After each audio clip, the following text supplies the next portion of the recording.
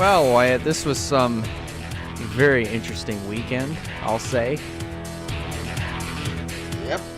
I mean, there's not much else to put it, but second episode of the Gamers Talk NASCAR podcast. As always, I'm your host, Elijah Leonard, co-host Wyatt Walker over on the left-hand side if you're watching this over on YouTube. And welcome back to this very young, very, very young podcast. So today we're going to be talking about some stuff that happened over at Texas. I think we're mostly going to focus on some of the deals that happened over at the All-Star race. Some people came out head first. Some people exited the race head first, and some in a very big way. And I don't know how else to put this, but man, what a weekend! What a very interesting weekend, Wyatt. The races have been pretty good.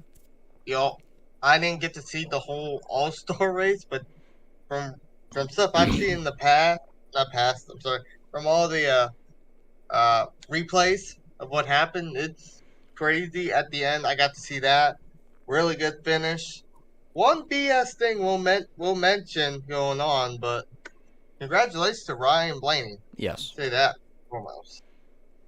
Ryan Blaney did good. You want me to talk about the both the truck and Xfinity races? I mean, hey, go for it, man. So these two were points-paying races. These were races, and let's start off with the truck series.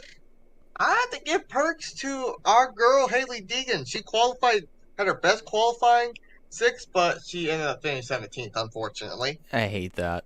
I mean, it should. Yes. I mean, I'll say this about Haley Deegan. With some of the qualifying performances and with the way that she's been running, I think as of late, and when I say as of late, I mean Texas. I'm not saying that she's been running horrible throughout this entire season up to this point, but with the way that she qualified at Texas, she actually did great. I hate how there are some other circumstances that really put her in a bind all the way back to finishing 17th. What is that? Second to last truck on the lead lap, or last truck on the lead lap? But let me check that. Let me check that real quick. But she was close to the tail of the lead lap. Because it looks like here, yeah, Blaine Perkins looked like that he was in the tail end of the lead lap. Or last truck. But let me check real quick. That can give me a better answer. But still, I mean, racing was really good. Congrats to my boy Stuart Friesen. I've been rooting for him since he started winning in 2019, from when he won Eldora to Phoenix, and he's been a good driver. Yeah, he's a really good driver. He just hasn't been able to finish it. I'm glad he did, and now he's in the Truck Series playoffs with that win. Locked in. Really good to see. Really good to see from him. That's great. I mean, that really is great. He really made it stick, honestly. But it was a great battle between Friesen and Eckes right there at the end. Just a pair of Toyotas. And, hey, somebody had to come out on top. Ryan Preece showed up late, did pretty well. Carson Hocevar, another top 5 finish. Ty Majeski, 5th. Nemechek, Corey Heim, Chandler Smith, good run for the KVM boys as always. Mm-hmm. Crafton, and give a hell yeah to Matt Benedetto, top 10. Is this his first top 10 this year? No, I think he's had a few other top 10s, but that's a really good finish. That looks like a great finish. And Haley Deegan was on the lead lap for a long shot. The last car one lap down was Ben Rhodes in 27th, which tough break for Ben Rhodes. He was running really good. Could have had a top 10 finish. Got involved in that wreck and just screwed him out of it. Oh yeah. I can say the same thing for Derek Krause, Colby Howard, Tyler Ankrum, Zane Smith of all people. not a good race for any of them. They all crashed out. Other than that, some really good racing. I enjoyed it. And now as the point standings look as they look now, I'm going looking at this thing. Majeski, who don't have a win, he's up by 85. Eckes, 73. Hocevar, 59. Grant Enfinger, 37. And Matt Crafton, the one that's 10th in here, is 35th. Man. Well, I mean, I'll say this. More particularly, I'm going to point my finger at Ty Majeski here. Because we all know, in the past, Majeski he's generally had some good runs when he first started with Nice Motorsports, and then, kind of was, I think he went back to part-time after first few races in the 2020 season. But ever since coming over to ThorSport, I think, personally, this is the best season that he's ever had thus far. And think about when he started. He started in the Xfinity series, running the crappy, the 60 not car. crappy, the ultimate terrible car, the 60 car. The infamous, between 3 drivers. Yeah, the infamous 60 car that was literally wrecking every week between Austin Cindric and Chase Briscoe and Ty Majeski, but more so with Austin Cindric. Austin Cindric did not do good, and I know Majeski was not the best out of all of them, but he wasn't the worst either. Exactly, and looking back on the now how they are now, 2 of them are in the Cup Series right now, and after that they've gotten some really good spots. Cindric went to Penske, doing really well there, still doing good. That same year, Chase Briscoe was in the 98 part-time. He won that race, and now he's still in the 98. Now he's in the 14 in the Cup Series, second year. That's really impressive. Here's something else that I'm going to point out here. Let's give a shout out to Parker Kligerman. In 5 starts, he may not have any wins, but he has 2 top 5s and 3 top 10s. He led 10 laps. He's won 1 stage, and he sits 15th in the point standings. And again, 5 starts. Parker Kligerman, if he runs full time, he's definitely definitely a threat if he runs full time again. Parker Kligerman, he's a really good driver, and that team he runs for, they run good every single time. Do have a couple wins with them. Oh yeah. He has a blast. Absolutely. But I think that's really funny though. And Ryan Preece, who has 1 start less, no wins, 2 top 5s, 4 top 10s, led 34 laps.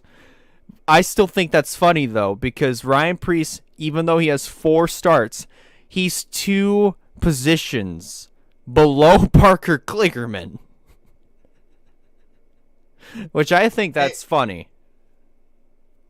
And here's another thing that's also kind of funny as well.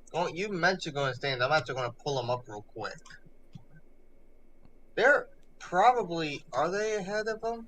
No, he's actually a little bit behind. But Parker Kligerman, he would not surprise me if he overtook like Ankrum or DiBenedetto above it. Even though he's not running for the playoffs or anything, he could still somehow overtake them in the regular points. They're not too far off. Hey, I'll tell you what. If Ankrum continues to struggle, he might be overtaken by Parker Kligerman, and maybe in the next race or 2. You never know.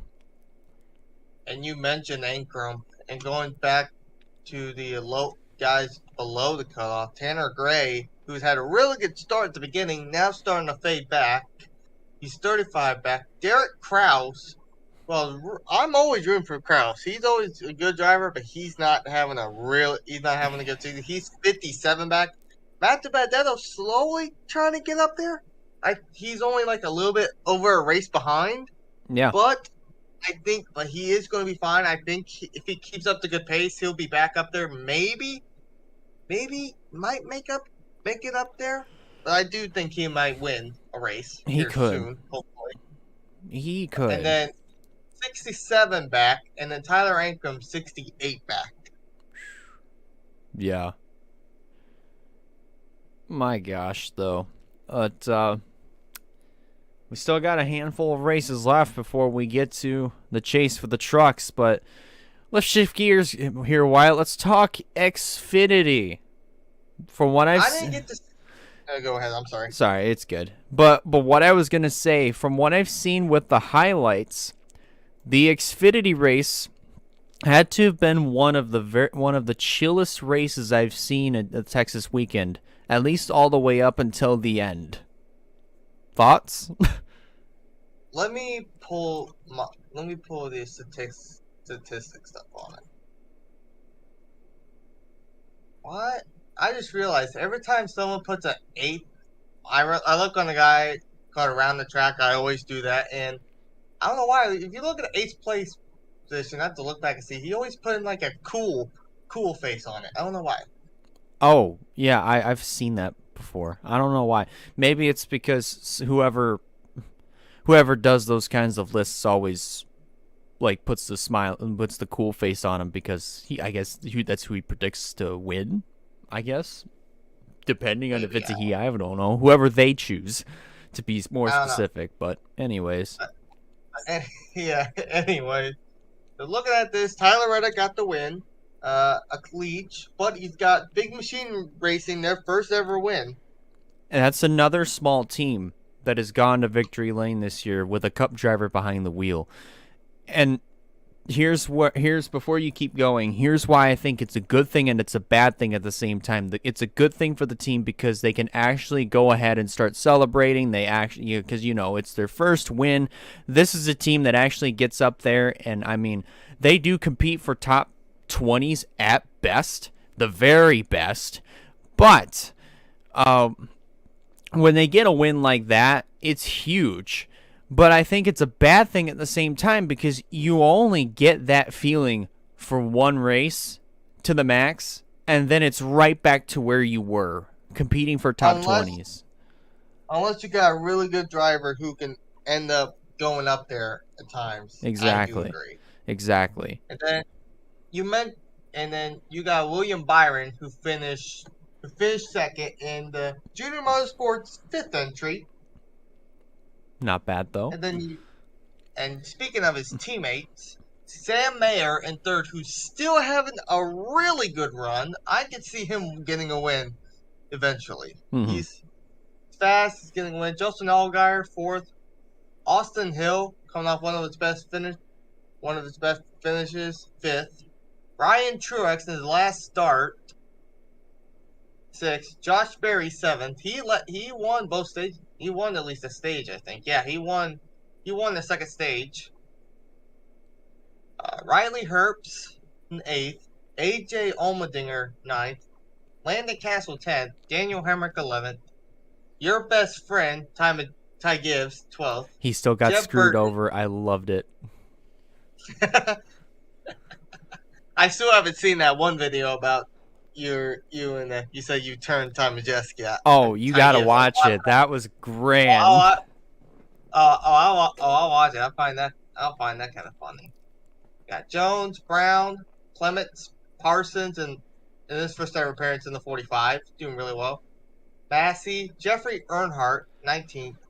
Williams, Starr, Snyder, Joe Graff, Curry are all the lead lap cars. Yep. Got I don't even know how to say his name. McLaughlin. And Sheldon Creed, who I don't know what happened to him at the end. Sheldon Creed was a guy we were expecting to see him probably run for a championship. We thought he would be doing good. He is not. Yeah, and I'm really concerned about it because Sheldon Creed has really proved himself in trucks, and then we come up to the Xfinity series for him. You know, we still carry those same expectations, but the Xfinity car is far different than a truck in some cases. And here he is in Xfinity, not really living up to some of the expectations that some people may have had for him. And this showed, unfortunately. And I hate that for Sheldon Creed because he's a good driver, and I want to see him win at some point. Yeah, but he's currently below the cut. He's currently below the cutoff standings. Right now, where he sits. Oh, let me pull up Xfinity stuff. Here it is. Currently, where he sits, he is 79 points below the cutoff right now. And that's, hold on, let me load this up. And that is, what is that? And he sits 15th right now. Oh no, sorry. Yeah, still 15th. But no, he's almost to that point. He just really needs to, I guess, pick up the performances quite a bit. Like quite a bit. He's not having a good rookie season. His teammate is doing way better than him right now. And yes, he won Daytona, but he's actually more consistent than Sheldon Creed right now. You love to see it for Austin Hill, but you hate to see it for Sheldon Creed because you would think more of the consistency would be over on his side, but it's not showing, and I hate to see that. And you mentioned tough breaks for some of these guys. Anthony Alfredo, who is running really good, he got some stage points, stage 1, but he unfortunately crashed out. I do not remember how he crashed out, but I know he did crash out. Ryan Sieg didn't have a good finish either. Noah Gragson, who's been on the ball each and every week, yeah, unfortunately got wrecked out. Yeah, and that was closer to the end because he ended up making contact with Ty Gibbs after Josh Berry spun out. And to me, as far as Ty Gibbs, I loved seeing that. As far as Noah Gragson, I hated it because Gragson has had him he's on a roll. Like, let's get that straight, and it's no secret he's on a roll. Gragson is, but this is his best year, by far. But I guess in this case, when he's already got 2 wins already this year, he really doesn't have a whole lot to lose as of right now, because he's in the number 1 seed going into the next race. Should the chase start, he's in the number 1 seed regardless of what happens. So, like it's really no harm, no foul for him. Yeah. And same for Ty Gibbs, because he's number 2 as of right now, and he's got 3 wins. So those two really didn't have much to lose, so that wreck between the both of them, it really didn't affect them when it comes to the playoff standings, but, what can you do? So, here's a good question for you. Of all the drivers, I'm going to list off all the guys who are above the cutoff and below the cutoff to not have a win yet. Mm-hmm. We got Sam Mayer, who's 104 points ahead. Riley Herbst, 78. Landon Castle, 54. Ryan Sieg, 47. Daniel Hemrick, 40. And then you got Anthony Alfredo, 40 below. Jeb Burton, 63 below. Sheldon Creed, 79 below. And Brandon Brown, 84 below. Out of those, who are you surprised has not got a win yet? Let's see. Who am I surprised that has not won yet? Gosh, let me take a look here with the playoff points. But I'll say, as far as anybody that hasn't really won yet, here's one that I'm actually kind of surprised with. And he's actually picked up the pace, and he's done way better this year than compared to compared to last year. Riley Herbst. Herbst has done. He's really improved massively, and I feel like he's in contention. What feels like every week. Let's read off some of the stats that he's got. He may not have any wins as of right now, but he's got 4 top 5s, 9 top 10s, may have 1 DNF. And he may have led 1 lap, but he's up there. He's racing with the leaders. He's actually in contention to win these things, but, he hasn't really closed the deal yet. And I hate to see that. I mean, because I really didn't have much faith in Riley Herbst coming into this season, but gosh, he's proven me wrong, and I'm glad he has. And another driver I think we're glad we're seeing prove us wrong is Sam Mayer. Yeah. We thought Sam Mayer was going to be the low guy, and currently he is the low guy. But if you look at how it's going, and we're going to go with stats here, 12, he don't have a win, but he has 6 top 5s, 7 top 10s, 1 DNF, and 48 laps led, and 2 stages wins, and he's currently 8th in the points with only 104 points ahead of the cutoff. Yeah. It's no doubt that he's going to make it. Sam Mayer is going to be like an underdog pick, but if he gets a win, he's probably going to be a threat. Oh, yeah. He will be. Sam Mayer, he's doing good taking over Michael Annett in the 1 car. I think he's kind of improving better than Michael Annett. He's doing way better than Michael Annett right now. And that's nothing against Annett. It's just, Annett was kind of like the mediocre driver in the field in that lineup, and Sam Mayer is really showing him up. He is. And we were all like iffy about Sam Mayer because he did get a truck win back in 2020? Yes. He won Bristol. He won Bristol in 2020, and then he's running part. He does not have a full-time ride yet. This is his first ever full-time ride.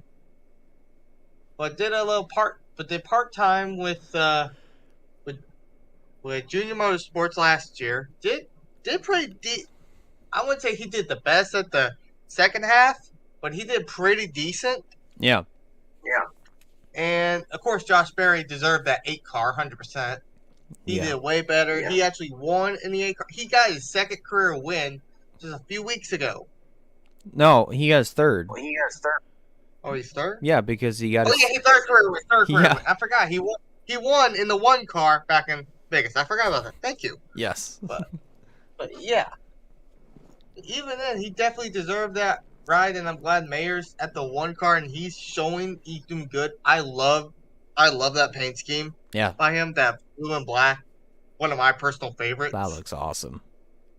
I think I mentioned this before. I have starting to get a feel I love the blue and black cars. Mm-hmm.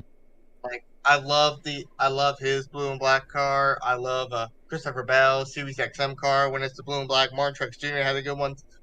I love those cars. Yeah, oh yeah.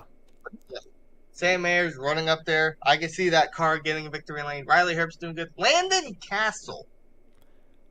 How about him? Castle, okay. So Castle's been in the Xfinity Series for a while, whether it be full-time or part-time, and I'm surprised he still has not gotten a win in the Xfinity Series just in general.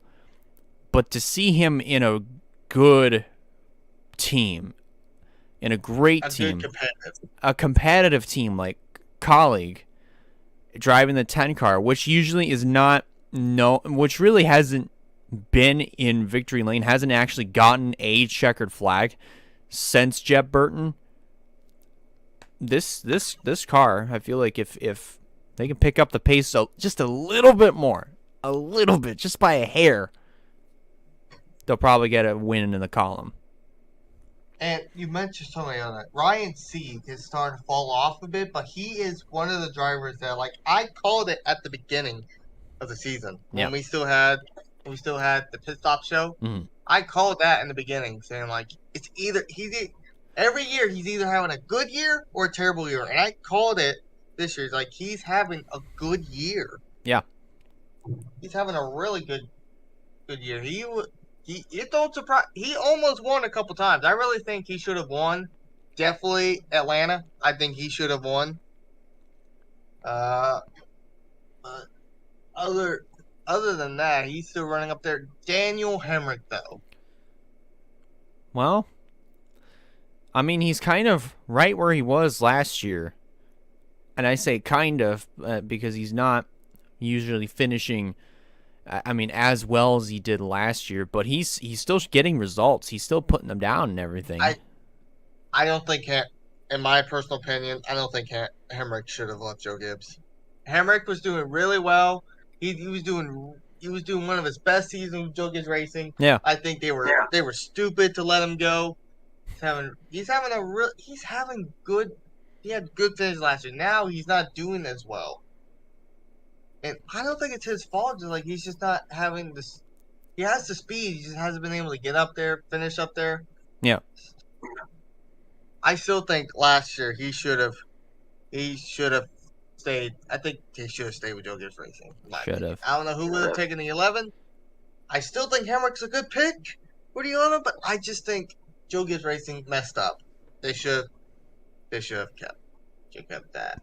Now, I do like the fact that they're changing the 18 out like all the time. We got Ryan Truex doing good. You got Corey Heim has Drew Dollar. Corey Heim has Drew. I was trying to avoid Drew Dollar. I'm trying to avoid Drew Dollar. He's not bad, just like he's not ready for Xfinity. I don't know why they put him up there. I know John Nemechek did okay in the 18. Trevor Bayne. I forgot about Trevor Bayne. I think he was the one I was trying to forget. Yeah, Trevor Bayne's doing really well. Was there one more? I think there's one more I'm forgetting. Let me. I think I'm forgetting one more. I'm not 100% sure. Yeah, I don't know. I don't really know. The only three that I know have driven the 18 are Truex, Bayne, and Dollar. But other than that, I don't know. I don't remember anybody else driving the 18 other than those three. I thought there was another one that drove. No, Jeffrey Earnhardt didn't drive. No. Well, no, he didn't. He drove it years ago, but he didn't drive it recently. Yeah. But yeah, that's all I can really. That's all I can really remember who drove the 18 this year. In this regard, but all right. Other than that, clean. I'd say probably one of the cleanest races that we've seen at Texas for Xfinity.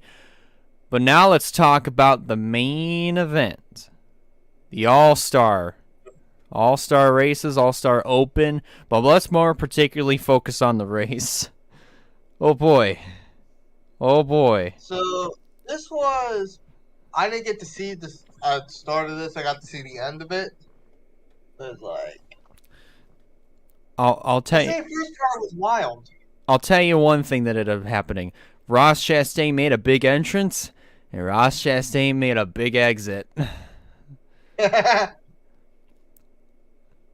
Man, but that was honestly I haven't seen a crash like that at Texas in a long time.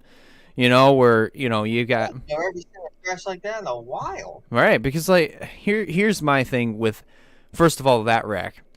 Kyle Busch lost it coming off of 4, and he was slowing down. Clint Boyer said something about a right reared flat, and everybody was going around him on the outside, but Chastain, I think he just saw a hole and he tried to go to the inside.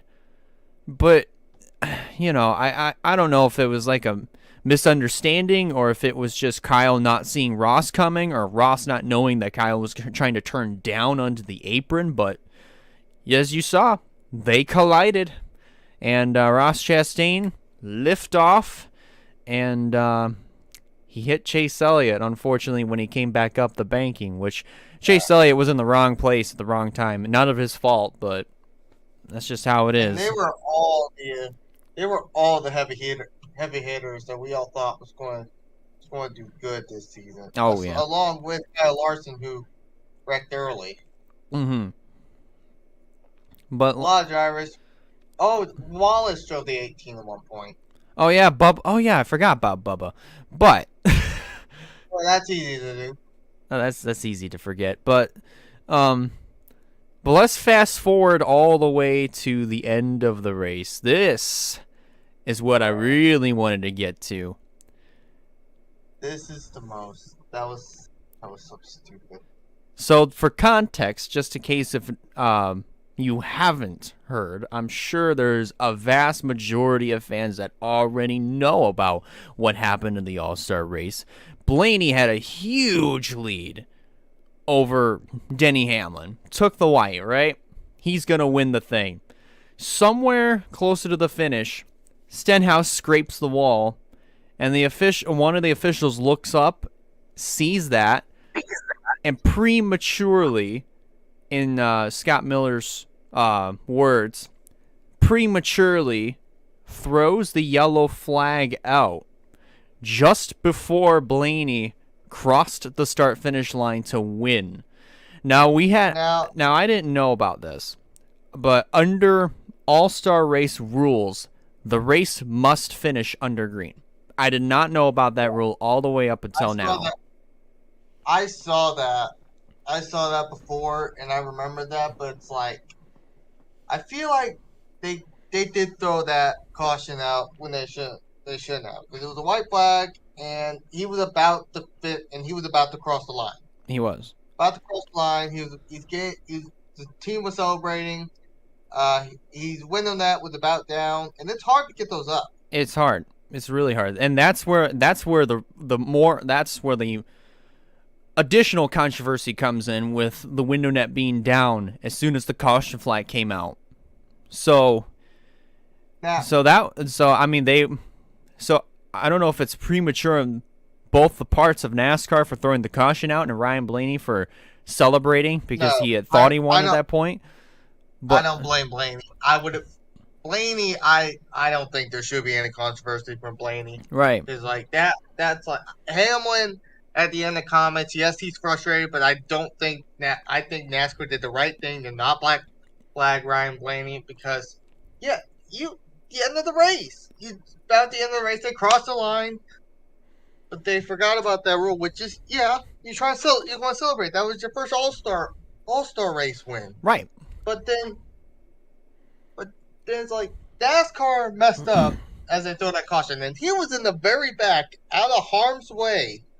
No one was in the way. He was very last, and NASCAR threw the caution just a little bit before Ryan Blaney crossed that line, which I think that was stupid.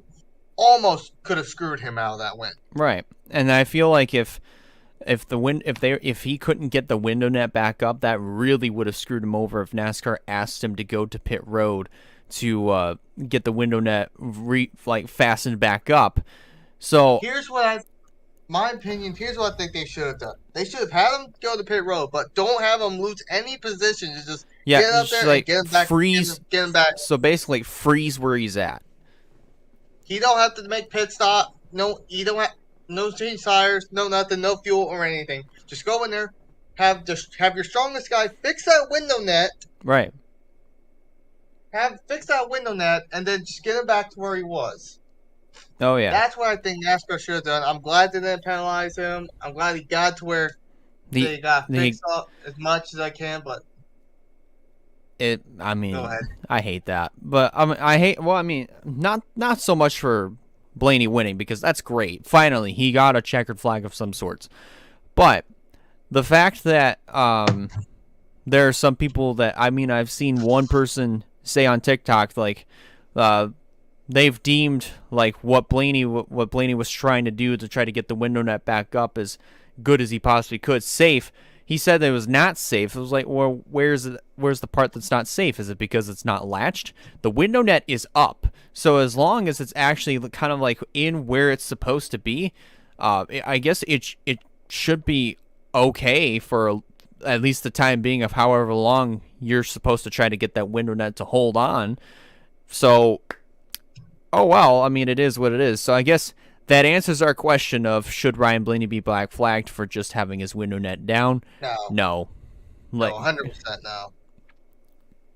so He shouldn't, and I'm glad that NASCAR didn't black flag him. I'm glad that NASCAR took responsibility. yeah. Said like they do the caution out when they should have. I'm glad that they didn't. I'm glad I'm they glad that didn't they took penalize him. yeah.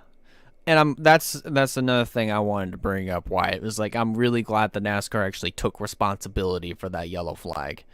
But yes, and even as far as the window net, they said that there was no way that they could have known if Ryan Blaney actually got the window net fastened.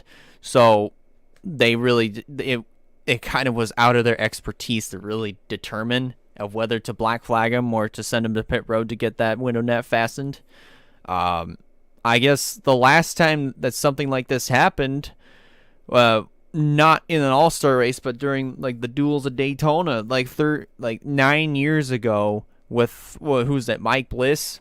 His window net just came off, and it was like it wasn't latched on or anything, and that's when they had to send him to pit road, and he didn't make the race, unfortunately. But this is different. This is for $1 million, and this is a driver, racing with a top team that was in perfect position to win the All-Star race. Had that yellow flag not come out, I guess it is just what it is. But still, great win for Blaney. As far as Denny Hamlin is concerned, he can still complain and deal with. I get his frustration. Yeah. But at the same time, you just have to deal with the fact, that he got that race won fair and square. And it's not a points race, so what did he have to lose there, other than $1 million? But what? So I'm gonna read off the fame positions. So we got Ryan Blaney, of course, the winner. Denny Hamlin second. Austin Cindric third. Joey Logano. Great race for Penske, by the way. They did a great strategy. Great strategy call. Kyle Busch with that unfortunate mishap at the beginning that allowed Austin Cindric to start first. Oh yeah. And then Joey Logano won the pit stop, so he was so we got third, and then Ryan Blaney was able to start second. Oh yeah. Which, I mean, that's great. It's a good deal. Daniel Suarez, who won the Open, he got top 5. Alex Bowman 6th, AJ Allmendinger 7th, Chris Buescher 8th, Keselowski 9th, Christopher Bell 10th, William Byron, Eric Almirola, Kurt Busch, Montreux Jr., Michael McDowell, Bubba Wallace, Kevin Harvick, Chase Briscoe, Ricky Stenhouse Jr., Eric Jones, who unfortunately got into an accident, who won the fan vote. Yeah. Then you got Kyle Busch, who was involved in that accident along with Ross Chastain, Chase Elliott, and then Kyle Larson rounds out. Dang, man. Eric Almirola is last on his final trip to the All-Star race, finished 12th. Well, how about still, that's not a bad run. You got to give him props. He actually did pretty well in his last All-Star race. What a way to go out on top. Exactly. Avoid the mayhem. Absolutely. But, all right. Before you do that, I want to give one more mention. All right. Tough break for Tyler Reddick. Tyler Reddick could have gone up and went ahead, got in. I think Tyler Reddick would have ended up getting in if it wasn't for him that wreck, getting loose and wrecking. I think he would have been fine. Yeah. Maybe a bit of damage, but then Harrison Burton at the very end got into him, and I think that's what screwed him over. That sucks. But there's always next year. There's always next year. I'm surprised he didn't get locked into the All-Star race anyways, because like if you're in the, I thought that you had to be locked when you're locked in like playoffs last year. You would have been in. Oh yeah. But I guess I was wrong. Oh yeah. Yeah. So I'm surprised he didn't get locked in. Well, I guess we've gotten that out of the way. We've got the Texas weekend pretty much out of the way. So now it is a look ahead to Charlotte. We are going Memorial Day weekend racing. We'll also be doing live reactions next weekend. So that's going to be fun. But this is also 600 miles of remembrance, but it's also a time where we get to see some really awesome looking patriotic paint schemes take to the racetrack. And yeah, I mean, so Wyatt, this is the last time we have seen these next gen cars at Charlotte. They were testing. Now they're actually going to be racing 600 miles at Charlotte. What do you think we're going to see? I think we're going to see some good battles. We've seen a bunch of the other mile and a half that had some really good battles at the end and during the race. I think Kansas was a really good showing of what we might expect. Yeah. I can't wait to see some good racing in all the series. I mean, we're gonna get there, man. We're I don't know what else to really say, but I'm gonna. But here's the bad news, y'all, for Truck Series. Here's the bad news. Oh boy. Kyle Busch is in it. Well, I guess we all know who's winning that one, so might as well not watch that race. Or not hear anything about it. But if he miraculously somehow does not win, okay, that's fine. But as far as the Coke 600, of course, I mean, first time that these next gen cars are going to be racing the 600 miles, and it's as usual, it's a mentally challenging race. And this is also one that can also be physically challenging as well, because you're going 600 miles. You're going, what is that, 1,200 rotations or some sort, 800 rotations actually.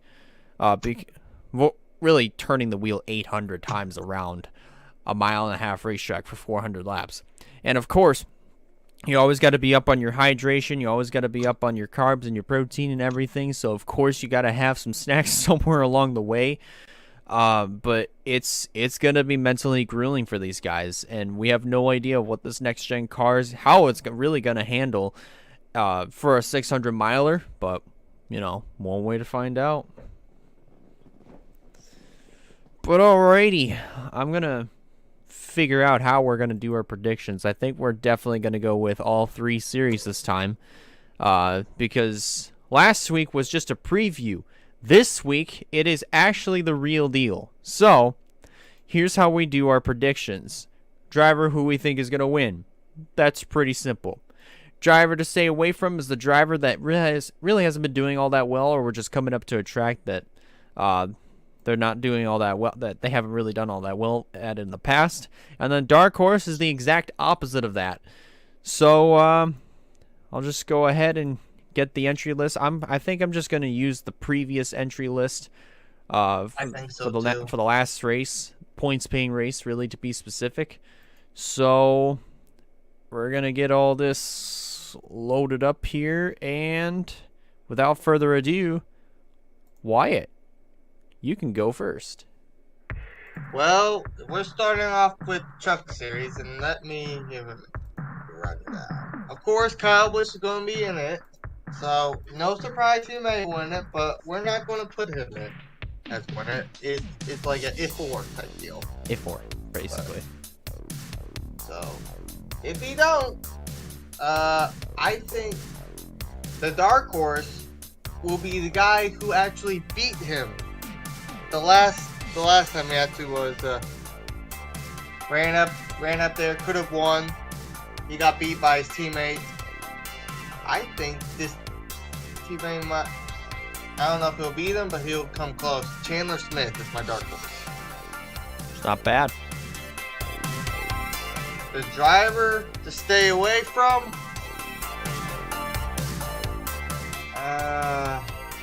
I hate it. I think I'm going to give it to Anchor. Anchor ain't doing all that well. I don't really see it.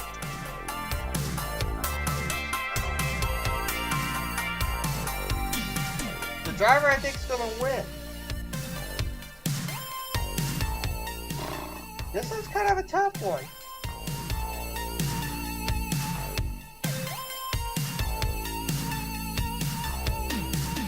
I'm going for it.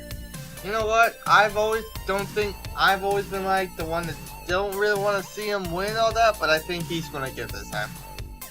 I'm going with Ty Majeski. Yes. I'm gonna go with Ty Majeski. It's actually, I'd say that's a pretty good call. Now for the Xfinity Series, I don't know who's running what. Yeah, I don't even know who's running the 18.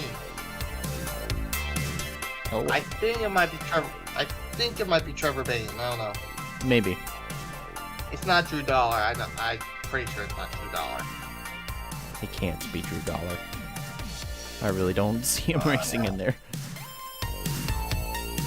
Trevor Bain and John Hernimacek might be running. I don't know. Right. But,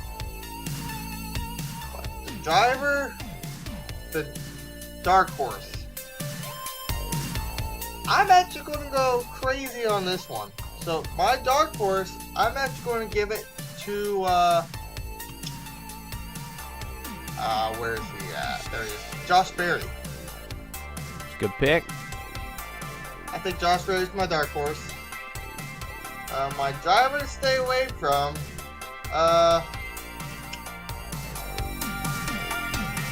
He has not been doing all that well here recently. Brett Moffitt. Man. The driver, I think, is going to win. The winner is always number one, and this number one car is due for a win. I'm going gutsy. I'm going Sam Mayer. That's a good pick right there. I'm going Sam Mayer. I think he may get it done. All right. Now the Cup Series. This one with the next gen is unpredictable. But let me think for a minute. I want to go different, but it's hard to not go with these guys. Yeah. Here lately, I think my dark horse is Ross Chastain. Easily, Ross Chastain. Ross Chastain has been on the ball week after week. He could have easily won that All-Star race if he didn't mess up. Yeah. 550. I think Ross is a really good pick. I think he's going to do good. My driver to stay away from.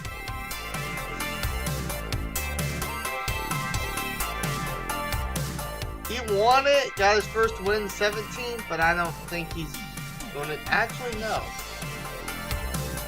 I'm actually going to go someone different, not instead of Austin Dillon. I think I'm going to go Kevin Harvick. Oh. Whew.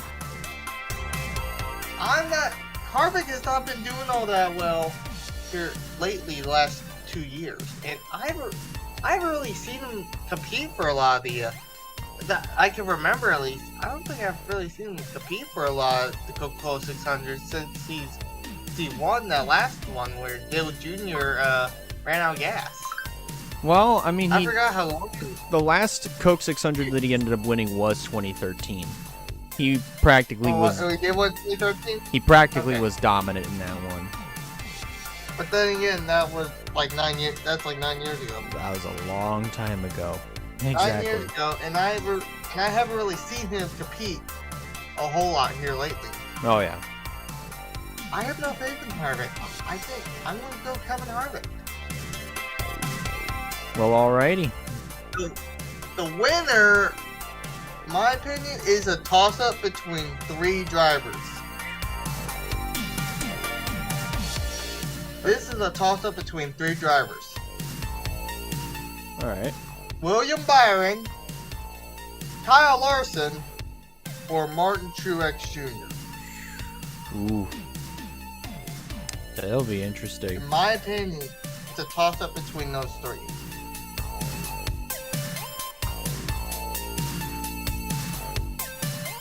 He didn't win 18, unfortunately, but I know he won 16, got his 4th career win. He won 19. I think I'm going to go for it. I think Martin Truex Jr. is my pick to win. It's not bad. I'll say that is absolutely not bad at all, but here we go. It's my turn. So this is going to be interesting. So here's my thing. For driver to win, should Kyle Busch not win, I think I'm going to go for somebody else. John Hunter Nemechek, I feel like, will be a good guy to win. Then again, you know, Nemechek's not that bad. Driver to stay away from, on the other hand, I'm going to have to agree with Tyler Ankrum here. He got off to a good start this year, but he's ever since we've progressed on in the season, he's really absolutely fallen off. And I hate to see that, especially for a team like Hattori Racing Enterprises, where they've been so good in the past for drivers like Brett Moffitt and Austin Hill. This ain't it for him. This just ain't. I don't know what happened to them, but Ankrum's the driver to stay away from. And the dark horse, I think I'm going to go with this guy too. He's been doing really well this year. Christian Eckes is my dark horse. Yeah, I was thinking him. Eckes has been on the ball lately. He's a good driver. Keep your eye on. Now here we go with the Xfinity Series. So driver to win, I think. Now I'm gonna go with a little bit of a different direction here. I'm gonna say Noah Gragson is gonna be my driver to win. Yeah, I like that. The guy that I think I'm gonna choose as the driver to stay away from, he'll do good sometimes, but I'm not gonna say that he does magnificent. Jeff Burton. Ooh. And I hate to say that. I hate to say it because, I mean, there, like I said, there are races where he does good. He's up there. You know, he'll compete for like a top 10 at the very best. But I don't think Charlotte's gonna favor him all that well this year. So he's my driver to stay away from. And my dark horse. Okay, so this is a toss-up. This is gonna be a toss-up here. I'm going with Riley Herbst. I've talked about him in the past. I've talked about him at the top of the show, where, you know, like I said, he's improved massively this year. I mean, he's doing better than what he did last year with SHR. I think he's gotten to know the team better. He's gotten to know the equipment better. So I feel like that, you know, this move to SHR may not have been good at first, but over time he has gotten better. He's actually showing up, and he's actually competing. Unlike last year where he would wreck out almost every single weekend. So I feel like this somehow made the playoff. And somehow made the playoff that year. Yeah. This year he's definitely looked like he's gonna be okay to make it. Yeah.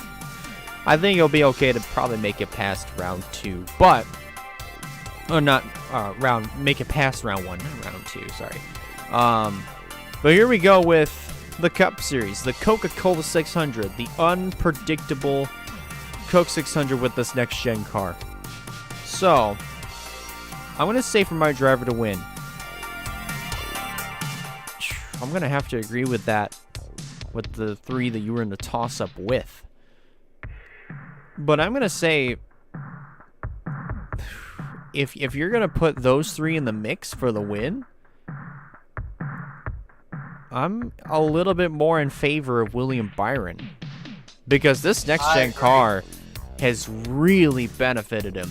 Best season he's ever had thus far this year, without a shadow of a doubt. Running good. He's still running good. He's been running great this year. So he's my driver to win. The guy that I think I'm going to stay away from, Eric Jones. Yeah. I mean, like I said, he's one of Eric Jones is driving for one of the teams that you know, I mean, hasn't really had a whole lot of resources in the past, but now with the partnership with GMS and with the parity amongst the setups, he'll get up there. Some weeks he'll run good, some weeks not so much, and I don't feel like this weekend's gonna be one of them. I hate to say it, but yeah, he's gonna be my driver to stay away from. Dark horse, on the other hand, I'm choosing Martin Truex Jr. for this one. Truex, I mean, Truex in Charlotte, I think is one of those kind of like, I don't know what you call it. I guess it's like the icing on the cake, so to speak, or really the chocolate frosting on the donut, really to say, because it just goes well. Charlotte and Martin Truex Jr., I say, like Martinsville and Richmond, they go good. So Truex could be a potential dark horse for this one. I agree. Well, alrighty, Wyatt. Final thoughts before we look ahead to the Charlotte weekend? Let me think. Let me look back at some other stuff. See if I got. We're going to be past that. Going to be past halfway after this. Let's hope. Keep. I don't know what I'm saying anymore. It's all good. Let's just keep our heads up that hopefully these next 13 races or so, you know, they actually go good right up until we get to the chase. But till then, I want to thank you guys a lot for stopping by, watching, and listening. If you like this, be sure to give it a like, subscribe.